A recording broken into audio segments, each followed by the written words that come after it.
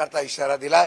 दुसरा विषय जो आहे, सिडकोने ज्याप्रमाणे मागच्या वेळेला पंतप्रधान आवास योजनेच्या माध्यमातून नवी मुंबई परिसरामध्ये LIG आणि EWS मधून ज्या योजना जाहीर केलेल्या आहेत, त्यांच्या योजनेच्या माध्यमातून सामान्य लोकांना परवडेल अशा प्रकारचं घर देऊ अशा प्रकारची मागणी केली होती।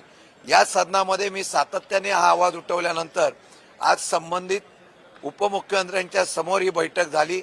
त्या बैठकीमध्ये सिडकोनी योजनेतून पैसा कमवण्यापेक्षा असलेल्या सामान्य गरीब लोकांना या योजनेचा लाभ व्हावा म्हणून दर कमी करावा अशा प्रकारची मागणी केलेली आहे।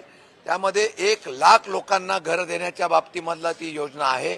त्यामध्ये बाजार मूल्यांकना बरोबर ती दर देण्याच्या बाबतीमधला हरकत आम्ही घेतलेली आहे।